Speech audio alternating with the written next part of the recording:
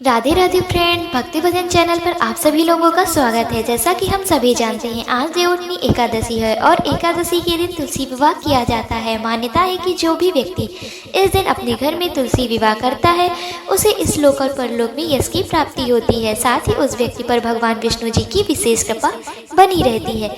तो आइए अब हम सुनते हैं तुलसी विवाह की प्राचीन कथा। भगवान शिव ने एक बार अपने तेज समुद्र पर फेंक दिया था, जिससे महातेजस्वी बालक का जन्म हुआ। इस बालक का नाम जलंधर था। जलंधर आगे चलकर एक पराक्रमी दैत्य राजा बना। जलंधर बहुत ही राक्षस प्रवृत्ति का था। जलंधर का विवाह दैत्यराज कालनेमी की कन्या वृंदा से हुआ। एक बार जलंधर ने माता लक्ष्मी को प्राप्त करने की इच्छा उसके मन में जागृत हुई, जिस कारण से उसने युद्ध किया। लेकिन समुद्र से भी उत्पन्न होने के कारण माता लक्ष्मी ने जलंधर को अपने भाई के रूप में स्वीकार कर लिया। जलंधर जब पराजित हो गया तब वह वहां देवी पार्वती को पाने की लालसा उसके मन में उत्पन्न हुई। तब वह कैलाश पर्वत जा पहुंचा। इसके बाद जलंधर भगवान शिव का रूप धारण कर माता पार्वती के पास पहुंचा, लेकिन माता पार्वती ने उसे अपने योग बल से तुरंत पहचान लिया और माता पार्वती वहां से तुरंत ही अंतर्ध्यान हो गई। वहां जलंधर भगवान शिव के साथ भी युद्ध करने लगा। देवी पार्वती ने सारा वृत्तांत भगवान विष्णु को सुनाया। जलंधर की पत्नी वृंदा अत्यंत पतिव्रता स्त्री थी। उसी की प्रतिव्रत के धर्म की शक्ति से जलंधर ना तो मारा जाता था और न ही पराजित होता था। इसीलिए जलंधर का नाश करने के लिए वृंदा ने पतिव्रत धर्म को भंग करने की बहुत ही आवश्यकता आन पड़ी थी। इसके बाद भगवान विष्णु एक ऋषि के रूप धारण करके वन में पहुंचे। वहां वृंदा भ्रमण कर रही थी। भगवान विष्णु के साथ दो राक्षस भी वहीं पहुंचे, जिसे देखकर वृंदा भयभीत हो गई। फिर भगवान विष्णु ने जो ऋषि के रूप में थे, उन्होंने वृंदा के सामने पल में दोनों को भस्म कर दिया। इसके बाद ऋषि से वृंदा ने कैलाश पर्वत पर महादेव के साथ युद्ध कर रहे अपने पति जलंधर के बारे में पूछा। ऋषि ने अपने माया जाल से दो वानर प्रकट किए। एक वानर के हाथ में जलंधर का सिर था और दूसरे के हाथ में धड़ था। अपने पति की यह दशा देखकर वृंदा मूर्छित होकर गिर पड़ी।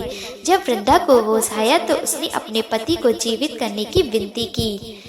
इसके बाद भगवान ने अपनी माया से जलंधर का सिर धड़ से जोड़ दिया, लेकिन स्वयं भी वह इसी शरीर में प्रवेश कर गए।